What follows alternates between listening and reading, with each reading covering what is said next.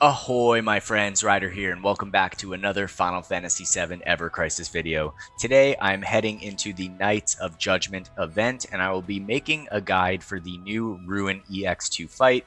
If you were able to clear the first EX2 fight, this one is not going to be very different. It does have a higher power ranking of 200,000, although to be honest, the difficulty I think might have actually been harder in the first one, just based on when the Fatal Call comes into play. In this one, the Fatal Call is going to be what happens right at the beginning of the fight.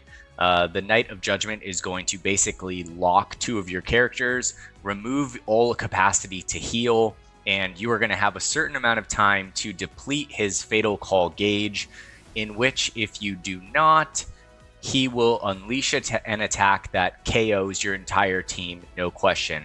However, today I'm going to be going into this fight. I'm going to be going in with a team with really just one OB1 ice weapon, no other ice or water elemental weapons, although I will be bringing in Zack's Black Whiskers, which is the only water imperil weapon in the game, and I'm going to be basically defeating this with a single Watera Blow. So it's not like you guys need the new limit break weapons to do this. You don't need an OB10 Maritime Sword or Edged Wings or anything of the sort. You can do this with just simple materia blows. It is going to help if you have some type of imperil.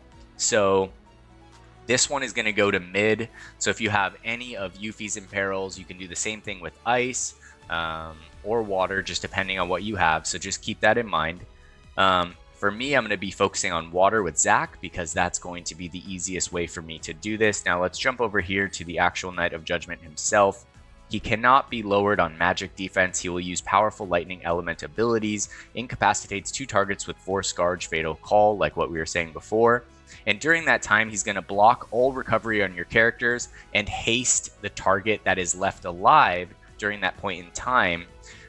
With Quicken Time. So that character is going to have haste bestowed upon them so that they can break the Fatal Call gauge during that time. Now it should be noted that the character that he chooses to not be stun locked is not random.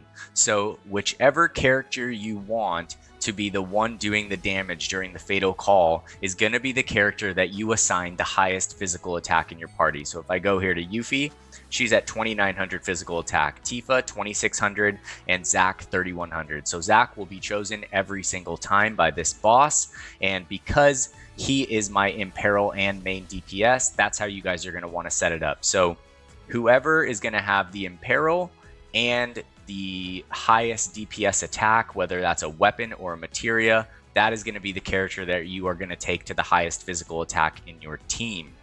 All right, so other than that, once you take out the Fatal Call, it's just a simple boss fight, more or less. He's going to do some single target attacks, some AoE attacks. You're going to want to bring a healer with a dedicated AoE weapon, or Cura with a weapon materia subslot for that. And yeah, that's going to be it. My team is going to have a power of 229,000 going into this. I will be running Yuffie, Tifa, and Zack. Now, for those of you that are saying I don't have the OB6 guide gloves, you by no means need it. Tifa is going to be mostly a healer here. I'm just equipping this just because I really haven't had the chance to use it. If you had the base 5-star guide gloves, you could use that.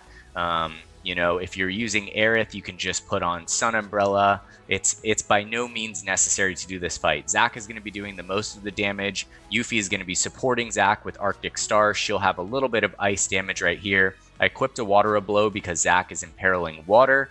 And yeah, that's going to be basically it. All right, so make sure you bring either Matt, Tifa, or Aerith so that you have a dedicated healer. And other than that, a strong DPS with a good ice or water imperil. Now I'm going to go over the top end build for these characters and then go into the back end, and then we're going to go straight into the fight itself. So with Yuffie, I am going to be running the Winter Moogle costume for the buff debuff extension, Arctic Star in the main slot, and then also the Spiral Shuriken in the sub slot. We will be running Clear Tranquil as her limit break for a little bit of support. And then for the materias, I will be running Akira in the first slot of all characters. For Yuffie, we're going to run a Watera Blow in the second slot. Tifa will have a Blizzara Blow, and Zac will have a Watera Blow to complement his Water Imperil weapon. Last but not least, I just have a stat stick sigil material right here, along with Tifa, and same with Zac. So he is going to have no sigils to break, or actually I think he does have a sigil break. Yeah, he will. He's going to have a triangle sigil break and circle at one point. So if I go out of this, you guys can see that I have circle on Yuffie, circle on Tifa, and triangle on Zac. So that is going to cover all of the sigils that we're going to need to break at some point. So just make sure you have them staggered throughout your characters.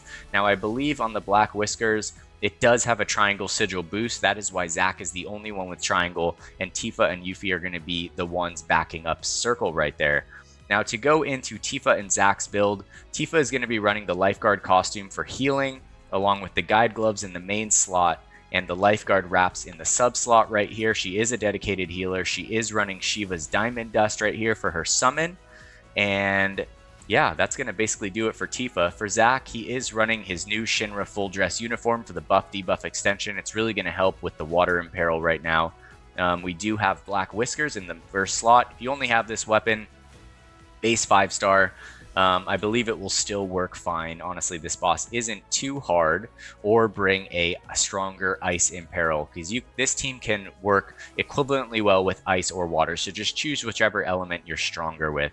In his sub-slot, I'm bringing the Twinkling Star. It breaks magic attack and breaks physical defense on the enemy, which is pretty good, although I believe he might be resistant to physical defense down. I can't quite recall. And then Zac is going to be using Slash combo for his Limit Break, Akira, Watera Blow, and a Triangle Sigil Break. Now going into the back end of the characters here, Yuffie is going to be sitting at 66k power, 7.7k HP, 2.9k physical attack, 111 defense, 140 magic defense. Her R abilities are as shown, with physical attack highlighted, some ice potency, water potency, and buff debuff extension. I'll bring up the R abilities right here for you guys to pause and check out if you would like. And her sub-equipments are going to be the Bahamut Knuckles at OB10. This is a free weapon from the summon fight against Bahamut. The Maritime Sword for the water potency here at OB10. However, just stack physical attack here or attack up, Heavy Hauser. It doesn't really make a difference. I just threw this one on there because it works well for this fight. And in my last slot, I will be equipping the Black Rifle. This is going to give physical attack and crit potency. And that's going to sum up Yuffie. Going over to Tifa, she's sitting at 81k power, 8k HP, 2.6k physical attack, 119 physical defense, 123 magic defense, and a solid 2k healing. Going down to her R abilities, she's pretty stacked on physical attack, healing, physical defense, and physical ability potency here thanks to the guide gloves. However, she is going to be a primary healer, so DPS for Tifa is not really that much of a concern. Going into her sub-equips, she does have the Murasame equipped for some physical attack, Fairy Tail right here for the healing, and the Feather Scatter right here for the HP physical defense, a free event weapon. And last but not least, we have Zac Fair, 81k power, 9400 HP. For the character on your team that has the highest physical attack, the one that is going to be tanking the Fatal Call, you are going to want to get their HP up a little high, because he can target this character after damaging them throughout the Fatal Call, and there's no way to heal before it drops. So try to get that character above 8k HP if possible. I have fleshed out Zac to be pretty high, so I'm not worried about that at all. His physical attack is going to be 3100, 104 physical defense, 115 magic defense. His R abilities are as shown here, with water potency boosted and physical attack. And here, if you guys want to check that out.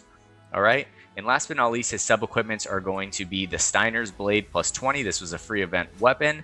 We have the 1000 Waves right here for boost HP and magic defense. And then also Vivi's Magical Gun for the boost attack and limit break potency. Now, if I switched over the Maritime Sword onto Zac over here, he would be doing even more damage. But I just wanted to show you guys how easily this can be done with a single DPS running all free weapons in the back end. And that is going to basically conclude the team build for this fight. I'm not going to waste any more time. Let's get into the Ruin EX2. Alright guys, here we are going into the Ruin EX2 fight. At the beginning of this, he is going to cast Fatal Call, locking two of your characters together. You're not going to get the chance to get off an attack first, alright? There you go. They are both locked down before they got to 4 ATB. With Zac, I'm going to open up by using the Water Imperil. Double it up if you need to. If you need to cast to get to mid, do it. And then after I get that off, I'm just going to be using Water Blow the entire time. As you guys can see, this is eating him alive. It's not going to even be close at all on this. And this was without a dedicated water or ice weapon. Alright, here we go. Once I break this gauge, then I'm going to start to block his attacks. He'll do one attack for every number he counts down. Alright, as you guys can see, my HP is slowly going down. And now I'm going to start to block his attacks right here. I'm going to turn off the stance, then switch it back, just to keep his HP up a little higher. Alright, and now he's on the 1. And now he's going to start casting his ability. If you did not break that Fatal Call gauge, he will wipe your entire team, doing 20,000 damage to each party member. Alright, so we're just going to get some extra damage in here, and right before it goes off, I'm going to switch to the defense stance. This can target one of any of your characters, including Zac, just so you guys know. Alright, once that's off, I'm going to get some heals off on everybody. And now we're just going to start doing some damage. I'm going to reapply the Water Imperil. Yuffie's going to raise the physical attack for her and Zac. And we're just going to start doing as much damage as we can right here. As you can see, Zac is definitely the main DPS, hitting for about 23,000 with each Watera Blow. Alright. And now he's just going to slowly start going into his sequence of single target and AoE attacks. Alright, they can hit decently hard, but with a dedicated healer, it's not going to be a problem whatsoever. Alright. I'm just going to keep on healing with Tifa back up to full. And at the same time, re-upping the Imperils. Getting off some Ice Ninjutsus with Yuffie. And still healing up with Tifa. Alright, so as you guys can see, the Guide Gloves, they're not getting too much use in this fight. She is going to be healing most of it. Alright, here we go. Going to reapply this Water Imperil right here. Here is going to be the Sigil Break, Triangle, and Circle.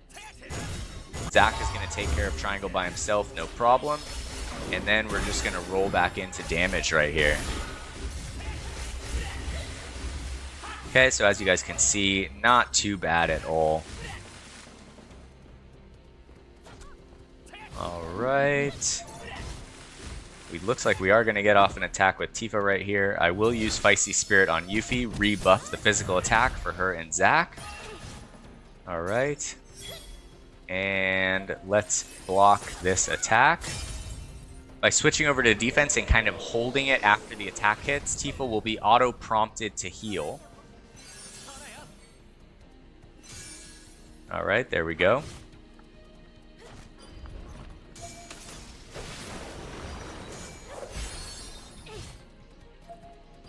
And now we're getting to the last end of the fight right here. Alright, we're going to get off our summons here in a second. Just trying to get as much damage as we can. Alright, so I'm going to get off Slash Combo, Clear Tranquil, and Diamond Dust in one go. You're going to want to get off Yuffie's Clear Tranquil first if you're using that, because it will raise the physical attack and magic attack up of the entire party. I know that I did Zac's Slash Combo first, but that was just a mishap on my part. Alright, there we go. Now here comes Shiva. And we're going to be careful to block this next attack that is incoming right after this animation. Okay, and there is Javelin Bolt incoming. Other than the Fatal Call, this fight is not too bad at all.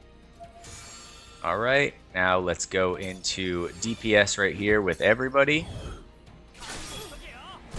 I think I'll get one more heal off with Tifa right here, as we are getting a little bit low. But yeah, we're mostly just going to be pushing the DPS at this point. Okay, I'll throw another heal. And yeah, it looks like he's almost down to about 5% HP. The Water Imperil is still good. I'm going to forego healing, and we're going to go full-blown DPS at this point, try to take him down before his next ability, which is Gale of Judgment.